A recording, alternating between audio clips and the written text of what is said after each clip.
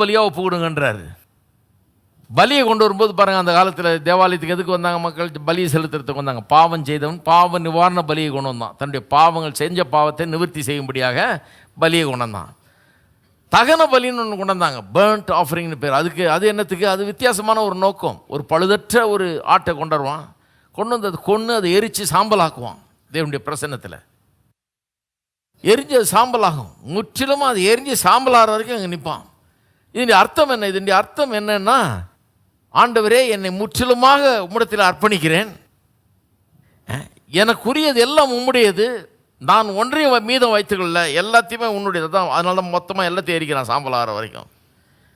அது அவனுடைய பேஷனை வெளிப்படுத்துகிறான். அவனுடைய உள்ளத்தில் இருக்கிற அவனுடைய வாஞ்சையை அவன் இதன் மூலமாக வெளிப்படுத்துகிறான். நான் உமக்காக இருக்கிறேன், உமக்காக வாழுகிறேன், உம்மிடத்தில் என்ன அர்ப்பணிக்கிறேன், எனக்காக உன்னத்தை வச்சுக்கலங்கிறத நான் வெளிப்படுத்துகிறான். அதுவும் இல்லாமல் ஜீவ பலின்னு சொல்லியிருக்கு பாருங்க. பலினாலே செத்தது தான் இல்லையா?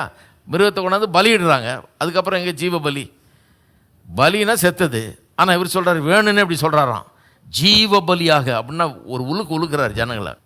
யார் வாசிக்க போகிறாங்களோ அவங்களுக்கு ஒரு உழுக்கலாக இது இருக்கும். ஏன்னா பலினா என்னன்னு தெரியும் அவனுக்கு. ஜீவ பலினா எப்படி? எல்லாமே செத்தது தானே பலி. ஜீவ பலினா எப்படி? ஜீவ பலினா என்னென்னா, நீ சாக வேணாம், ஆனால் ஒவ்வொரு நாளும் வேறொரு விதத்திலே நீ சாக வேண்டும். எப்படி சாக வேணும்? உன்னுடைய சொந்த சித்தத்துக்கு சாக வேணும், சொந்த விருப்பத்துக்கு சாக வேணும், சொந்த நோக்கத்துக்கு சாக வேணும், நான் வாழுகிற அந்த வாழ்க்கைக்கு சாக வேணும். கர்த்தர் கர்த்தர் கர்த்தர் அவருடைய நோக்கங்கள், அவருடைய திட்டம், அவருடைய மகிமைன்னு அப்படிப்பட்ட நோக்கத்துக்காக வாழ வேண்டும். அப்போ டெய்லி இந்த மாதிரி செத்த அந்த மாதிரி வாழு, ஜீவ பலியாக இருன்றார். அதான் ஜீவ பலின்ற அந்த வார்த்தையினுடைய அர்த்தம். ஜீவ பலினா என்ன?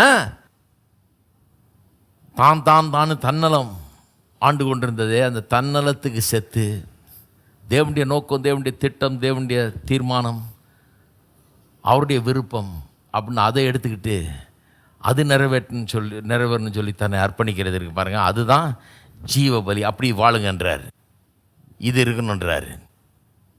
அது அப்படி வாழும்போது அது எப்படி இருக்கும்? 11ஆம் வசனம் பாருங்க. அசதியாயிராமல் ஜாக்கிரதையாயிருங்கள், ஆவியில் அனலாயிருங்கள், கர்த்தருக்கு ஊழியம் செய்யுங்கள். அப்படி வாழும்போது எப்படி இருக்குமா? அசதியாக இருக்க மாட்டோமா? சுறுசுறுப்பாக இருப்போம். நம்ம கொடுக்கப்பட்ட வேலையை ரொம்ப நல்லா செய்வோம்.